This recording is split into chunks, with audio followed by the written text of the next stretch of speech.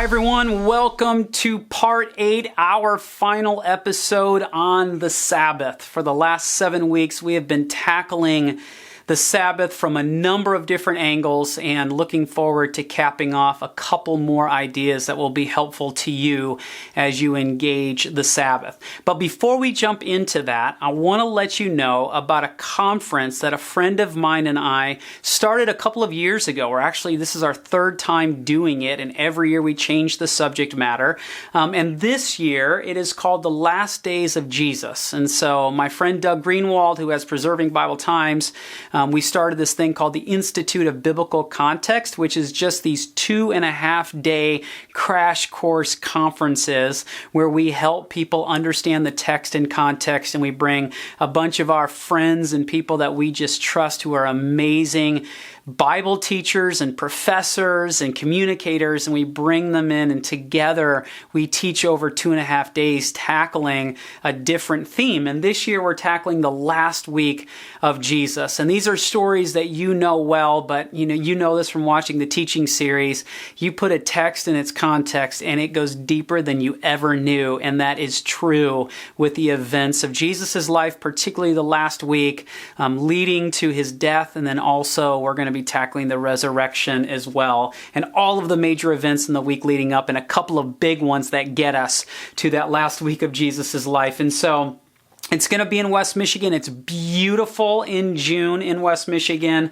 It's going to be June 10, 11, and 12, and I would encourage you to go to instituteofbiblicalcontext.com to hear more, to learn more about what's going to be at the conference. And there is an early bird discount, and there's also student pricing, and those are still available. The student pricing will still be available, but the early bird discount, get there, and we'll look forward to seeing you in West Michigan in June.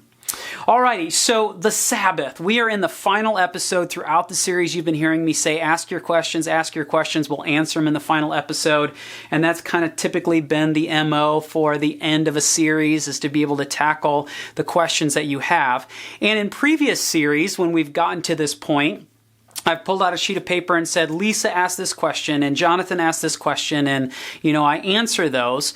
But when it came to assembling the questions that you have around the Sabbath, they basically fell into 3 camps. And that was not surprising to me whatsoever, because I have been observing the Sabbath for a long time. I've been teaching on it a lot. I love talking about the Sabbath. I've had so many conversations with people that I knew where the tripwires were. I knew where people would struggle or would go, what about this? What about that? And the intention was throughout this series, I was tackling those as we went through the various teachings. And so when it came to the questions falling into these last 3 camps, it made total sense to me, because one of the camps I knew I was going to be tackling, which was, how does this work for you, Brad? Functionally for you and your family, what does the Sabbath day look like? And I tackled that in the last episode, getting super practical, and that had been planned for the whole series, that part 7 was going to be me doing that, because I knew you were going to have those questions.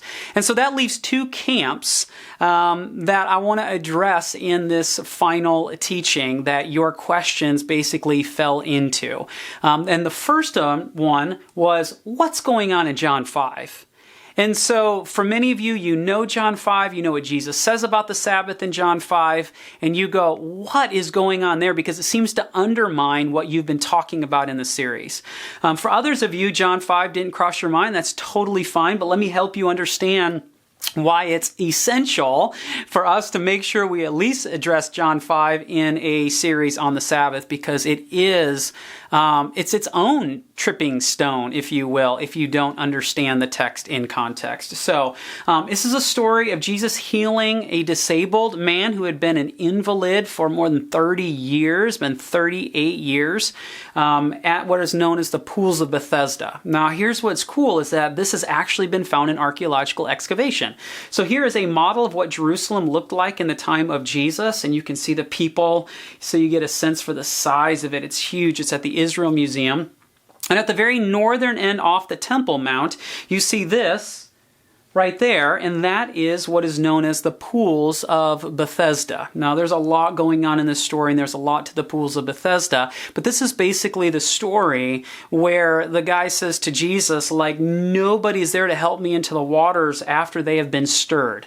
So this was like part healing center, and there's all kinds of other cultural pieces going on, and we could tackle the story in an entire episode by itself, and maybe we'll do that at some point. But basically, it's a Sabbath day, which immediately we know Jesus is going to do something, because anytime the Sabbath comes up, Jesus is going to do something. And he heals this man, and he says to the man, "Get up, walk with your mat." Well, immediately, like, the religious leaders are like, you can't tell him to do that. That's like breaking Sabbath. And this is the oral traditions that they have. So the religious leaders of the day had 39 different categories of work, and carrying a mat fit into one of those categories, and they said, you're breaking the Sabbath. Now, technically, Jesus is breaking the oral traditions of the religious leaders. He's not breaking that. It wasn't like a commandment in the Bible that says you can't carry your mat on a Sabbath day. Now, there's certain things you can't carry, and that's why the Jewish leaders made connections with that. But Jesus is doing something in the midst of the story. And what happens is Jesus heals the dude. He doesn't even know who it is who heals him. And then all of a sudden he's asked about him. He's not sure. And then he runs into Jesus. He finds out, or he learns about the fact that Jesus has healed him. And he's going to respond to that. Now, here's what's cool is that this is an artist rendering of this that was then built, but this is the actual excavations today. So this story happened right here. This is the pools of Bethesda. And so if you have been in Jerusalem before, you no doubt probably visited the Muslim quarter in the old city and had a chance to see the pools of Bethesda. But this is what happens in John 5:15-17. It says, the man went away and told the Jewish leaders that it was Jesus who had healed him. And this was why the Jews were persecuting Jesus, because he was doing these things on the Sabbath. But Jesus answered them, my Father is working until now, and I am working. So again, it's happening on the Sabbath. They're upset with Jesus. And Jesus says, well, my Father is working until now, meaning my Father's working on the Sabbath. I am working too. And so all of a sudden, like, if you don't understand this in context, you read a passage like this and you go, oh, Jesus is saying you don't have to keep Sabbath because, well, the Father's working and I'm working, and so should you. Now, I would argue that Jesus isn't talking about, yes, make sure you have a job, that you work 7 days a week, because this is the application from this passage. We have to understand, what does Jesus mean by working? Now, this is where a brilliant scholar by the name of John Nolan, I believe, is really helpful. And he writes this. He says, in quote-unquote working on the Sabbath, Jesus claims to be doing what God is doing. There is a paradoxical relationship between this claim and the perspective of Genesis 1. The apparent contradiction invites exploration as to what kind of work God might be continuing to do. The answer should be sought is in connection with the renewal of creation with redemption. Okay, this is huge right here. He says, at the mundane level, Sabbath rest is about the renewal of the body. But at a higher level, is about the renewal of the relationship with God. For this reason, there could be no better day than the Sabbath for Jesus to be at work in restoring people to wholeness. John just absolutely captured that right there. Because what he is saying here is that Jesus' actions on the Sabbath is about bringing restoration and wholeness to people who are in need. And when they question him about it, he says, well, my Father is working, meaning my Father is doing things on the Sabbath to make sure that the storyline continues to go towards the restoration of all things, that there is healing and wholeness that is going forth. And Jesus goes, and I'm not going to miss an opportunity if it presents itself to quote unquote work on the Sabbath, meaning to bring someone to freedom and to wholeness. Now, friends, this is the storyline from Genesis 1 to Revelation 22, this timeline, the restoration of all things. The whole thing is about shalom. It's about restoration. It's about healing. It's wholeness. It's putting the broken pieces back together. And this is the life and mission of Jesus. The whole story points to Jesus. It culminates with Jesus. And then the rest of the Bible is, now let's talk about how we emulate Jesus in our lives to join God in the redemptive work that he is doing. And this bodes well with what we did in the teaching of Unleash the Freedom, where we looked at Jesus in connection to the Sabbath. And the thing we said is that every single time the text tells us that it's a Sabbath day, look out, Jesus is going to do something to expand the minds of the people and to remind them that the Sabbath is not about restriction, it's about freedom, and that there isn't a better day for someone to be set free than on the Sabbath. And that's what Jesus is talking about when he says, I'm working on the Sabbath. He goes, I'm not missing an opportunity to bring wholeness and healing if the opportunity presents itself. And then there's something Jesus does in addition to what he just said. And we pick this up in the next verse, John 5:18, where it says, this is why the Jews were seeking all the more to kill him. Because not only was he breaking the Sabbath, right, according to their understanding, but he was even calling God his own Father, making himself equal with God. That's the issue right there, is that in Jesus saying what he said, he's not just saying, I am like God in wanting to bring restoration and healing and wholeness on the Sabbath. He's actually making himself equal with God. And Jesus is going one step beyond, and he's putting himself on the same level with God. So this is why when people say to me, what about John 5? Jesus says, we should be working on the Sabbath. I go, well, unless you're God. Now, that's being a little bit hyperbolic there, but the idea here is that when Jesus says, I'm working, he's saying, I'm not going to miss an opportunity to bring healing and wholeness to someone in need, because that is the essence of what I have come to do. That's God's mission, and that's my mission, because I am also God.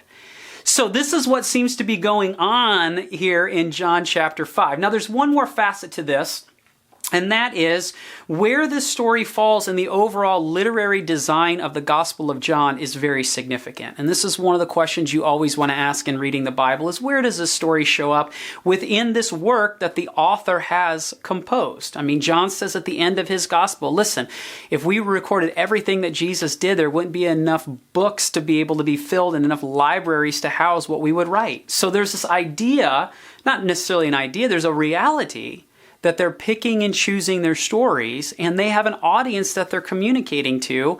And so there is messaging even in the organization of the overall work. So let me just show you this from Gary Burge. This is from the NIV application commentary series on John. Gary has done some of the most brilliant work on the Gospel of John.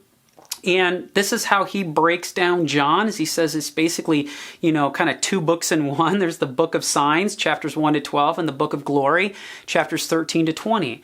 And so you can see how this is broken down. Notice this section right here is that the first half of the book, Jesus is going after the institutions of Judaism, and then he goes after the festivals of Judaism.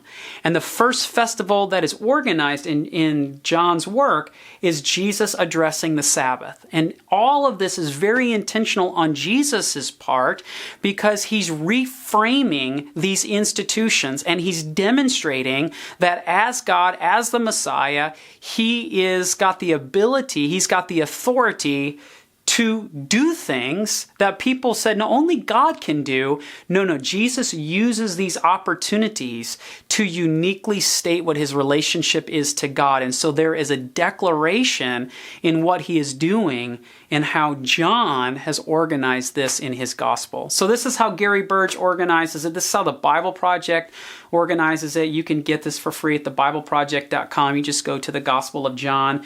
And again, right here, you've got these, the 4 Jewish feasts that Jesus is going to enter into. He's going to engage. He's going to critique, if you will, the Sabbath, Passover, Tabernacles, and Hanukkah. So this is just one of those things we want to keep in mind.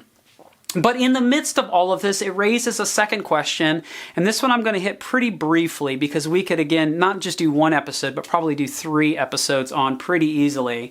And that is that if Jesus is talking about the Sabbath, and the Sabbath is one of the commandments that God gives to Israel, and it's part of what's called the Mosaic Law, the question that kept coming up in the midst of the series from many of you is, so what is our relationship to the quote-unquote law? Now, we've done teachings before on the law and how that is just even negative to say it that way, because that's not how the Bible portrays it. The word Torah, or the word law, it means teachings, instructions, God's instructions for life. And so we've done some teachings on that in the series. But it begs a really good question. Are we supposed to celebrate Sabbath as a legalistic requirement based on the commandments of God, and that if we don't celebrate Sabbath, we're breaking God's commandments? Like, how do we engage? Because, like, I'm someone that I don't keep kosher. Like, I like seafood. I don't worry about, if my clothes have two different materials in it. There's all of these commandments that show up in what's called the Mosaic Law, or the Law of Moses, that basically get dropped off or neglected or just whatever when we get into the New Testament. And so there's all of these questions and debates around, well, what is one's relationship to the law, if you will? Now, one of the things to keep in mind in this conversation is that in Matthew 5 in the Sermon on the Mount, Jesus says, I have not come to abolish the Torah and the prophets. I've not come to abolish them, but to fulfill them. Now, that word fulfill there means to interpret correctly. It's actually a rabbinic term, and we can even do a teaching on that at some point, because I think that'd be really helpful to you. But the whole idea is that for Jesus has come to interpret God's word correctly, to demonstrate, to walk it out in its wholeness. And so Jesus has not come to abolish. In fact, right after he says, listen, until heaven and earth disappear, not the smallest letter, not the least stroke of the pen will disappear from the Torah until everything is accomplished. So for Jesus, it's not something that he abrogates. It's not something that he ends when he shows up on the scene. In fact, in Romans 10:4, we have this passage that hasn't, in my opinion, been translated appropriately or in connection with the rest of what we see in Scripture. So some of you brought this passage out. For Christ is the end of the law for righteousness to everyone who believes. So it's talking about that when Jesus comes, he ends the entire law. The problem is that the word end here is the Greek word telos, and telos is used in other ways or translated in other ways in the New Testament within the Greek language of going into the English. And in fact, you have the NASB, the ESV, the old NIV, they all translated it for the end of the law. But now the newer translations are going, actually, I don't think we've understood that correctly. And so check out the newer NIV. It says this, Christ is the culmination of the law. So the word telos can mean complete, it can mean maturity, it can mean culmination, it can also mean goal. And this is how the TLV, the Tree of Life version, a newer translation, says, for Messiah is the goal of the Torah. And so it's talking about Jesus as the greatest expression. He's bringing it to fullness. He's not coming to abrogate it. Now, what do we do with that? Does that mean that for Gentiles that we're supposed to then follow all of the commandments in the Hebrew Scriptures? No, actually, that's not what we're talking about at all. And this is where I want to refer you to 3 very short articles that are fantastic, written by a friend of mine, Lois Tverberg, and at ourrabbijesus.com. You can find these articles, and in fact, I'll link these underneath the teaching at walkingthetext.com. But she writes 3 articles about our relationship to the law as Gentiles. Now, I say that specifically as Gentiles. Maybe for those of you who are Jewish, you are watching this. I think you have another conversation to wrestle with because the whole idea of Paul in Romans 9 through 11 is he's wrestling with is he says, well, God's promises to Israel are irrevocable. And, does that mean that if you become a messianic, follower of Jesus and you're Jewish, do you still have to keep Torah? And that's not something for me to answer. In fact, I had a professor in Jerusalem who was a messianic Jew, and he said, my friends and I get together every week and we just discuss in light of Jesus, like, what are we supposed to be following and what are we not? But Acts 15 is really, really clear that at the Jerusalem Council that Gentiles are not necessarily supposed to, but they're not mandated to follow all of the commandments given in the Mosaic law in order to become a follower of God. And so Acts 15 is really clear on that. Lois does a great job of just addressing some of the other key passages, including Acts 15 in these articles. And again, this is why you could just run for a long time with all of this and just want to refer you to that. But in lieu of Acts 15, we recognize, no, this is not about like if we celebrate Sabbath and we keep it religiously that we're in better standing with God and, we're fulfilling the commandments. And if we don't observe Sabbath, then we're just breaking everything. In fact, Paul writes in Colossians 2:16-7, he says, therefore do not let anyone judge you by what you eat or drink, or with regard to a religious festival, a new moon celebration, or a Sabbath day. These are a shadow of the things that were to come. The reality, however, is found in Christ. And he's just saying all of this points to Christ, that Christ is at the center of it all. And so when people ask me, like, do we have to observe Sabbath in order to stay in good standing and, to fulfill the commandments? I say no. Like, that is not something that we are saved by. We are saved by grace. We are saved by faith. We are saved by following and believing in Jesus Christ. But when it comes to questions around commandments that you go, well, are these just for the Jews? Is this just for Israel? Is this just for, for a period of time in the Old Testament? What is applicable to us today? And my response is let's look to Jesus. Let's see what Jesus is engaging. And there are times where we have issues that Jesus didn't engage, and there's a whole kind of ethical, kind of line we have to follow to try to figure that out. But I always just come back to, what did Jesus say about it? What was his perspective on it? Because my goal as a Gentile is not to become more Jewish. My goal is to become more like Jesus. And so Jesus, when he says the Sabbath was made for man, not man for the Sabbath, that Jesus talks about that from the beginning for humanity, this is something God gave to humanity. This is something from Genesis chapter 1 and in Genesis chapter 2, that this is a gift. And when we ask the question, what was this gift of the Sabbath ultimately intended to do? It was intended to give us freedom. And that's the thing that we have been exploring all throughout this series, is that we would experience the freedom that comes from Jesus Christ. And one of the ways that I believe we experience freedom is that we live into rest. We live into a Sabbath. It's not about, a specific day. We talked about that in the last episode. It's about finding these pockets of rest, of recognizing that this is something that Jesus said, this is good, this is wholesome. And Jesus spent a lot of time talking about the Sabbath. And I believe that when we enter into the Sabbath, we experience the freedom that Jesus intends for us to have, that we experience this transformational power in our lives. And that's what this entire series has been trying to help us to understand. And so, friends, I pray that as you just continue to wrestle with the Sabbath, that you would find freedom, that this would not be about legalism for you, but this would be about something that sets you free, and that you would experience God in a whole new way when we enter into these periods of rest. So thanks so much for watching. Thanks for listening. I'm sad that this series is over, but I am super stoked for the next series because we are now entering into the Lenten season. We are on our way to Resurrection Sunday, and we've got a series planned that will carry us well through that time up to Easter. So thanks for watching. Thanks for listening. Tune into next week as we launch this new series, and we'll look forward to seeing you again soon.